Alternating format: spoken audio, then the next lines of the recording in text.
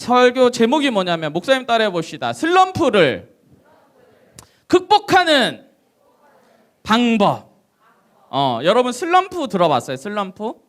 운동하는 사람들이 가끔 잘하다가 막 기록 경신을 하고 뭐 야구로 따지자면 타자가 막 땅땅땅 하면서 막 홈런 계속 치다가 슬럼프가 왔다 해갖고 막 그때부터 헛스윙 막 방망이 막 선풍기 돌리는 거야. 축구 막 잘하는 사람들이 골 계속 넣다가 어느 순간 갑자기 골을 못 넣어. 자, 그런데 여러분들도 공부하다 보면 슬럼프 와요? 슬럼프 와요? 나는 뭐 매일 슬럼프다 이런 친구들 있을 거야. 목사님 저는 매일 공부가 안 돼요. 전 매일 슬럼프예요. 이런 친구들 있을 거고, 목사님 슬럼프가 뭐예요? 저는 그냥 잠깐 보면 다 기억이 나는데, 아니 그냥 잠깐 보면 사진 찍듯이 내 머리에 다 들어오는데 공부가 제일 쉬웠어요. 재밌어요? 쉬웠어요. 재밌어요. 이런 친구들도 있을 거야. 아무튼 여러분들이 뭐 공부를 하든 아니면 뭐 예체능을 하는 친구들이 있을 거 아니에요? 악기도 여러분 악기 할 때마다 계속 늘어요? 이렇게 늘다가 어느 순간 악기 실력도 안 늘 때가 있잖아요. 자, 그런데 왜 슬럼프가 올까? 이게 중요한 거거든. 왜 슬럼프가 오는 걸까? 여러분들 공부하다가 왜 내 머리는 갑자기 여기서 멈춰버린 걸까?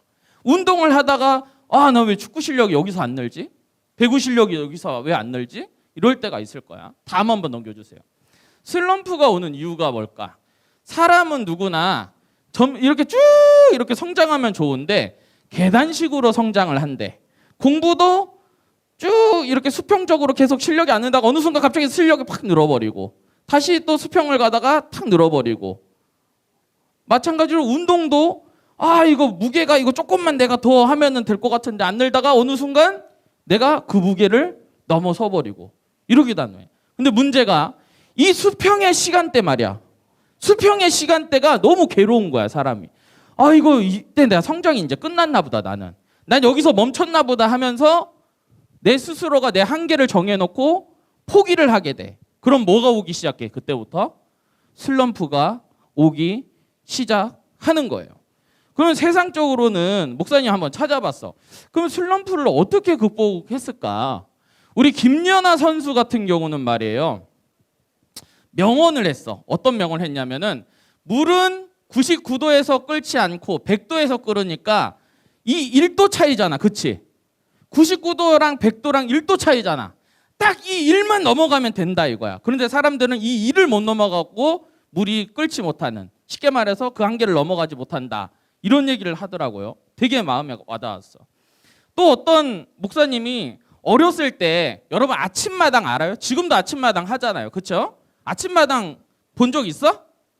거기서 공부 잘하시는 분들 모셔가지고 막 수능 뭐 만점자 또는 뭐 하나 틀린 분들 아니면 뭐 사법고시 패스한 분들 이렇게 모셔가지고 공부하는 거에 대해서 막 인터뷰를 나눴어요. 그래가지고 어떻게 하면 그렇게 공부를 잘할 수가 있냐 하니까는, 한 분이 이제 의대생이셨는데 그분 같은 경우는 수능을 만점을 맞았나 그랬어요. 그래갖고 그분이 뭐라고 얘기했냐면은, 나는 공부를 할 때 항상 노는 그 시간 있잖아요.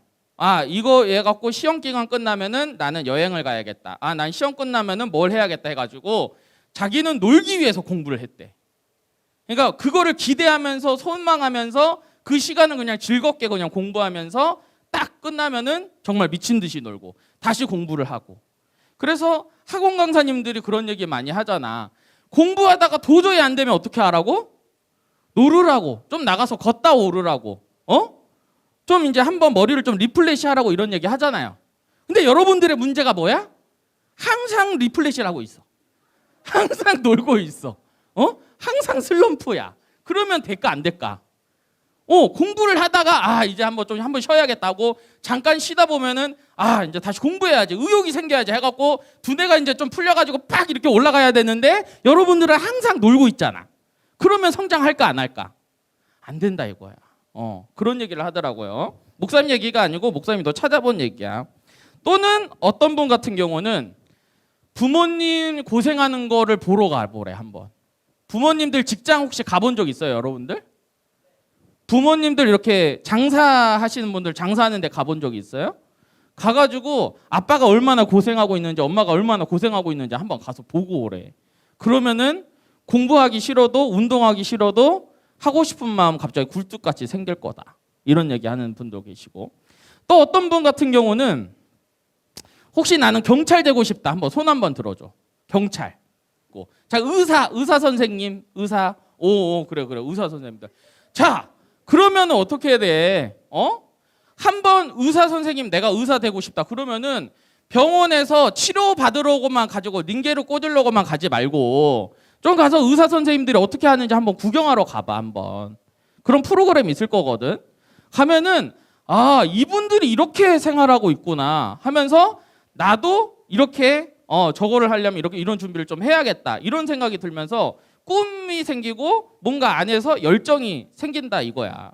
어떤 분 같은 경우는 공무원 준비하시는 분 같은 경우는 자기가 시청 건물을, 여기 시청 건물 보면 대부분 좀 멋들어지게 잘 지어놨잖아요. 그러니까는 여기에 내가 꼭 들어가야겠다 해가지고 들어가서 관리 아저씨한테 내가 내년에 공무원 시험 합격해갖고 내가 여기 오겠습니다라고 막 자기가 선포를 했대. 그래놓고 그 1년 후에 자기가 합격해갖고 거기를 갔다 그러더라고. 근데 자기가 그렇게 말하고 나서 정말 의욕이 활활 타올랐대. 내가 여기 꼭 들어가야겠다는 생각이 들더래.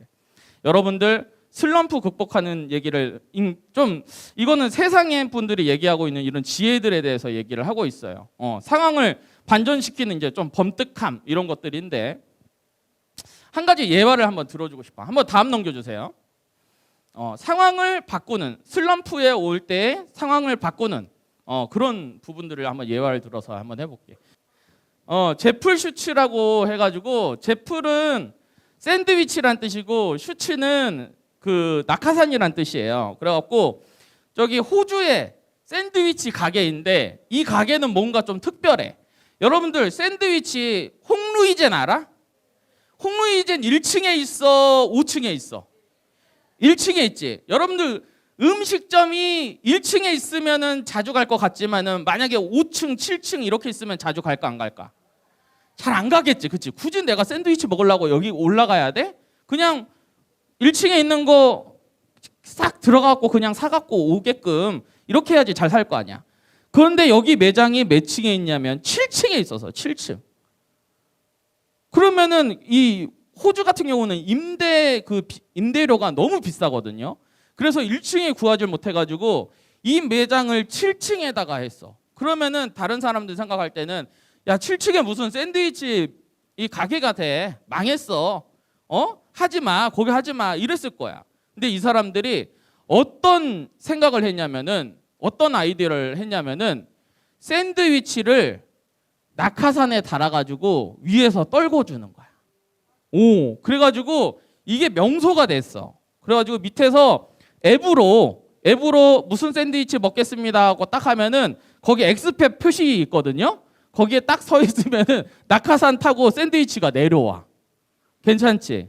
해가지고 사람들이 샌드위치만 먹는 것뿐 아니라 뭔가 그게 너무 이제 재밌고 하니까는 핫플레이스가 돼가지고 그 상황을 반전시켰다는 얘기야. 이렇게 슬럼프를 극복하는 사람들 얘기를 쭉 해봤는데, 여러분들 신앙에도 슬럼프가 있을까 없을까? 신앙에도 슬럼프가 있어요. 예. 목사님은 있었을까 없었을까?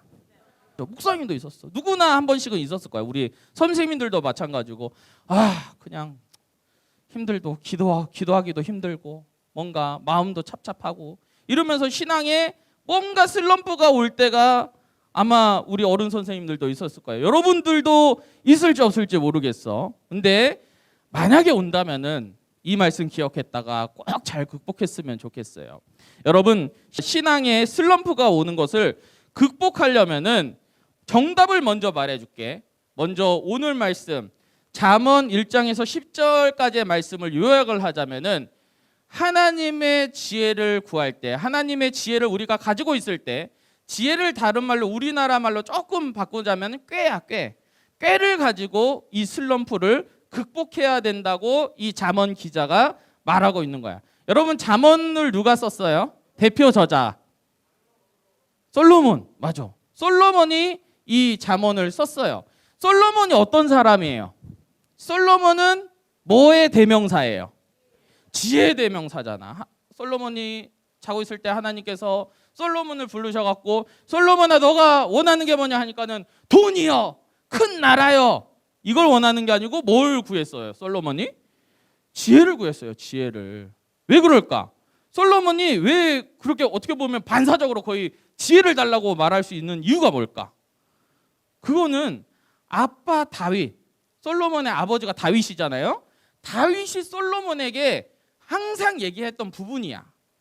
이 지혜가 얼마나 중요한지, 이 명철이 얼마나 중요한지, 하나님을 아는 지식, 이 지혜가 얼마나 중요한지 얘기했기 때문에 솔로몬은 다른 것을 구한 것이 아니고 바로 지혜를 구했다 이거야. 여러분 한번 잠언 3장 1절 한번 봅시다. 성경책 펼쳐갖고 한번 봅시다.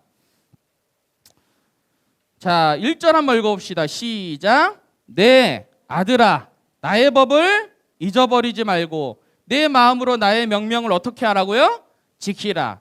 여기서 말하는 법, 명령 모두 하나님의 말씀을 말하고 있는 거예요, 여러분들. 자, 3절.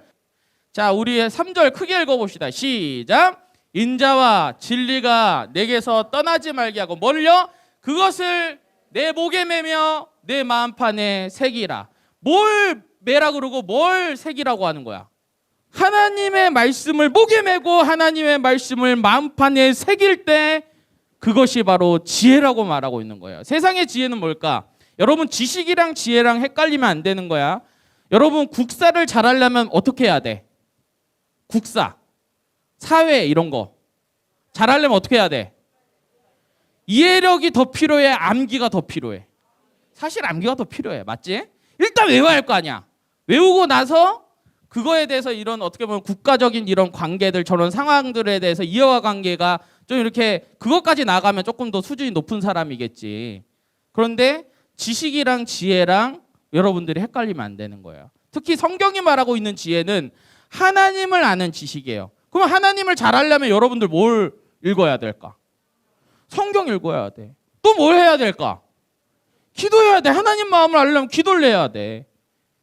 그리고 하나님의 어떻게 보면 그 마음을 따라서 내가 힘들고 어려웠고 우울하고 울적하고 이럴 때 이 상황을 반전하기 위해서 내 입술 가운데 뭐가 있어야 될까? 찬양. 맞아. 여러분 찬양 이꼬르.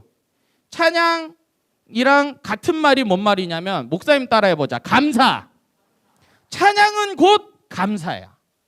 찬양한다는 건 하나님께 감사한다고 말하고 있는 거야. 여러분들 감사하고 있어요? 찬양하고 있어요? 늘 나의 모든 삶 가운데 하나님께서 베풀어 주실 풍성한 은혜에 대해서 여러분 입술 가운데 늘 찬양하고 있어요? 여러분들 입술이 그런 입술 되시길 주님의 이름으로 축복하겠습니다. 그러면은 어떻게 되냐면 잠언에 우리가 3장 한번 봅시다. 10절에 뭐라고 나와 있어요? 10절의 축복이 여러분 가운데 있을 거예요. 우리 10절 한번 선포하듯이 이 복이 내 복이다라면서 선포하듯이 한번 읽어볼 거예요. 알았죠? 우리 성경책 펴고 3장 10절 시작. 그리하면 내 창고가 가득히 차고 내 포도즙 틀에 새 포도즙이 어떻게 해야 된다고요? 넘치리라. 이게 뭐예요? 여러분들 심령 가운데 여러분들 집 가운데 하나님의 은혜가 넘친다는 거예요. 풍성하다는 거예요. 이렇게 부어주신다는 거예요. 어떻게 할 때? 주의 말씀을 내 마음판에 새길 때, 그 말씀을 목에 맬 때, 내 입술 가운데 뭐가 남아있을 때? 찬양이 흐를 때 이것이 가능하다. 이것입니다. 시편 119편 56절에 보니까 다윗이 이렇게 말해요. 내 소유는 이것이니 내가 주의 법도를 지키는 것이니이다. 목사님은 이 솔로몬에게 이 주의 법도, 하나님의 말씀을 가르쳤던 이 다윗의 일생을 보면은 아, 다윗이 참 지혜로운 사람이구나. 하나님 편에 서 있는 사람이라는 것을 늘 느끼고 참 존경스럽기도 하고 나도 이런 삶을 따라야겠다는 생각을 해요. 여러분, 다윗 전의 왕이 누구예요? 사울이잖아. 그치? 사울이 다윗을 좋아해서 싫어했어. 싫어하는 정도를 넘어서 다윗을 죽이려고 그랬어. 왜 죽이려고 그랬을까? 다윗이 골리앗과 싸워서 일약 스타가 됐어요. 민족의 영웅이 됐어요. 다윗이 어디 갈 때마다 하나님께서 다윗을 승리케 하셨어요. 그러니까 다윗이 승리해서 돌아오면은 백성들이 말하는 거예요. 사울은 천천히요, 다윗은 만만이로다, 이러는 거예요. 자기보다 다윗이 더 높게 칭송하는 걸 보고 사울 속에서 질투가 막 일어나는 거예요. 다윗 저놈이 내 왕위를 뺏을 것 같아. 그래서 막 다윗이 내려올 때 창으로 막 던져가지고 스쳐가지고 다윗이 죽을 뻔한 적도 있고, 결국에는 다윗이 도망자 인생을 이렇게 살아야 했는데, 하루는 사울이 엔게디 광야라는 곳에서 다윗이 거기에 숨어 있다는 소리를 듣고 3,000명의 군사를 데리고 갔어요. 그랬는데 갑자기 배가 아픈 거예요. 너무 잘 먹었나 봐. 그래가지고 동굴에 들어가갖고 이제 큰 거 볼일을 이제 보려고 이제 하는데, 다윗의 부하들이 그것을 알게 돼가지고 다윗이랑 부하들이랑 그 동굴에 은신하고 있었는데 사울이 볼일을 보고 있었어요. 그래서 부하들은 뭐라고 그랬을까? 사울을 어떻게 해야 될까? 사울을 죽여야지 이제 다윗이 사는 거예요. 쉽게 말해서. 만약에 사울을 여기서 죽이지 못한다면 이 도망자 인생을 도대체 언제까지 할 줄 모르는 거야. 그러니까는 다윗이여, 이제 사울을 죽입시다. 이 기회가 온 것을 보니까 어떻게 그 많은 동굴 중에 우리가 있는 동굴에 딱 들어와. 이거는 뭐예요? 기회야, 기회.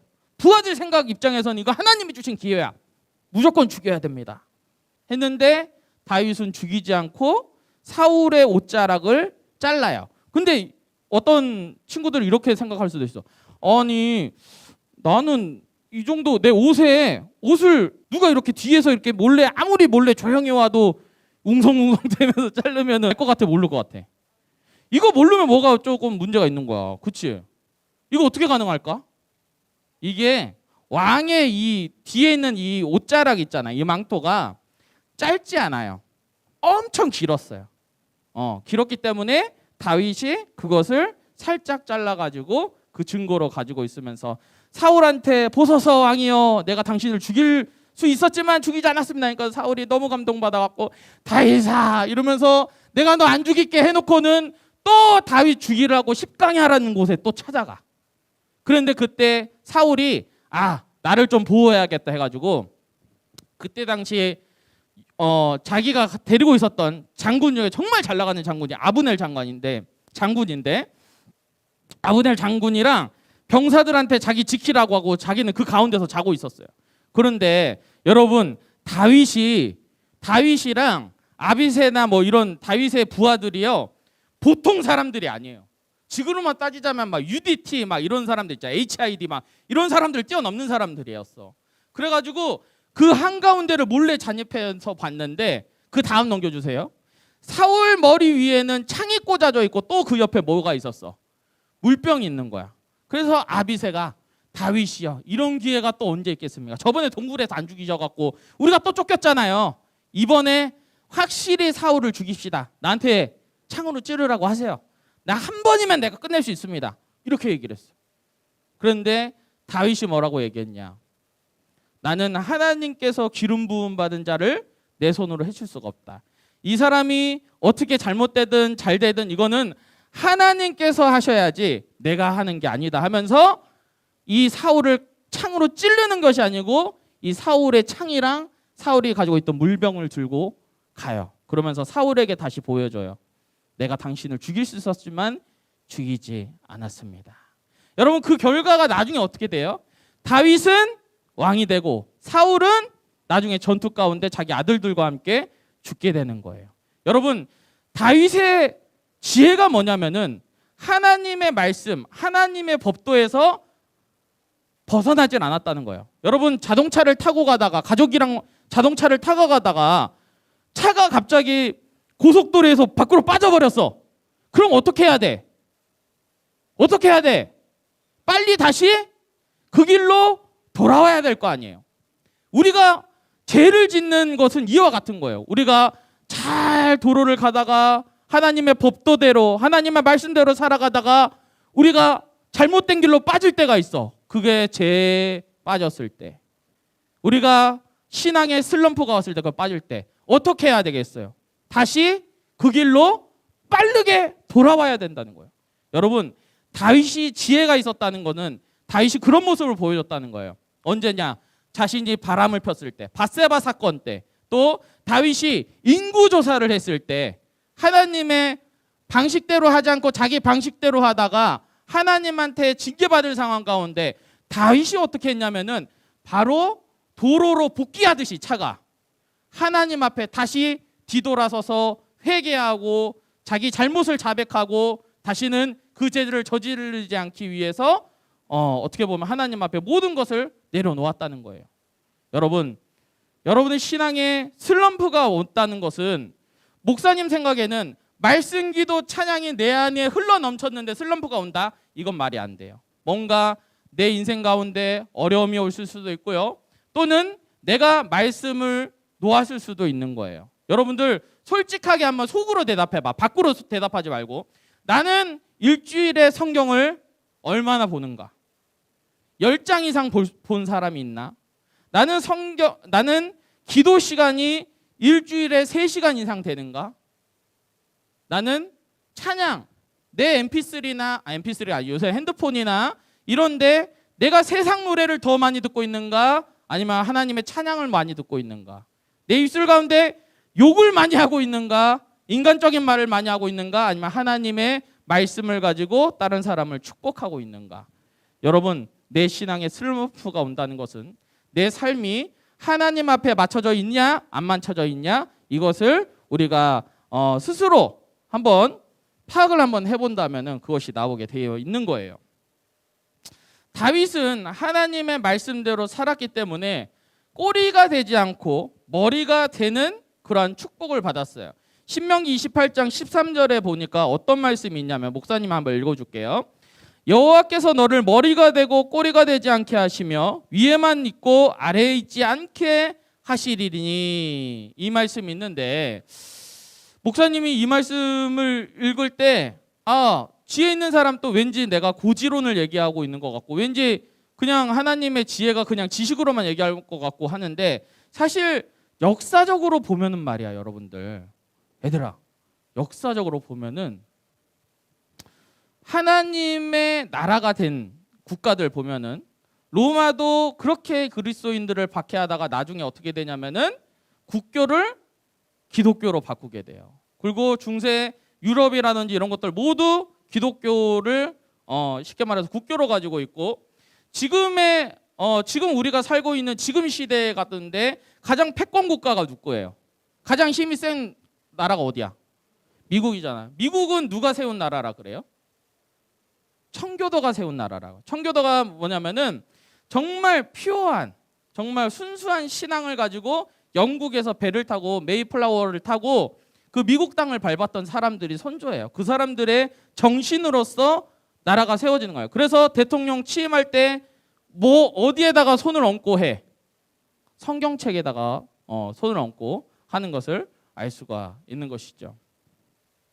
사랑하는 우리 귀한 친구들, 오늘 말씀을 통해서 신앙의 슬럼프를 극복하는 방법에 대해서 한번 나누고 있는데 목사님도 사역에서 여러분들도 뭐 얘기했지. 목사님도 슬럼프 왔을 것 같다. 마찬가지예요. 목사님도 사역하다가 슬럼프 왔을 때가 있어요. 뭐 목사님 주로 교육부서도 많이 했으니까. 그런데 여러분들은 어떨지 모르겠는데 목사님은 조금 약간 성격이 급해 보여 아니면 차분해 보여? 목사님은 좀 급해. 목사님은 급해요. 그래가지고 우리 애들 빨리 성장해야 되는데 우리 애들 빨리 막 잘 돼야 되는데 이런 생각이 너무 있어가지고 막 이제 좀 조급해갖고 넘어질 때가 좀 있단 말이야. 그런데 그럴 때마다 조급한 마음이 들어오고 걱정되는 마음이 들어오고 보면은 슬럼프가 좀 오더라고. 왠지 마음이 뭔가 안달난 것 같고. 그런데 저번 주에 스승의 날에 목사님이 이렇게 한번 뒤돌아 보니까 이때까지 내 사역을 할 때 뭐 유년부도 했고 유치부도 했고 초등부도 했고 지금 이렇게 중등부도 하지만은 항상 1년 지나고 2년 지나고 3년 지나고 뒤돌아보면은 열매가 맺어져 있더라 이거야. 목사님 힘으로 한 게 아니고 하나님께서 다 열매 맺게 해주셨어.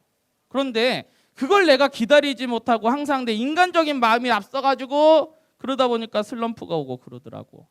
하나님의 지혜, 하나님의 명철은 주님을 의지하고 나아갈 때 주님께서 다 하신다는 것을, 주님께서 그 은혜 베풀어 주신다는 그 사실을 우리 마음에 잊지 않고 다시 내가 도로에서 벗어나는 것이 아니고 도로에서 돌아오는 이런 것이 바로 진정한 지혜구나라는 것을 목사님이 깨달았어요. 우리가 귀한 친구들 학교 다니다가 아니면 가정 가운데서 뭐 인간적인 일 때문에 내가 신앙의 슬럼프가 왔다. 그럴 때 잊지 마시고 내가 말씀과 기도와 찬양의 생활을 내가 지금 어떻게 하고 있는가 한번 점검해 보시고 다시 예배의 자리로, 말씀의 자리로, 기도의 자리로, 찬양의 자리로 돌아오는 복된 인생 되시길 주님의 이름으로 축복하겠습니다. 축복하겠습니다. 아멘.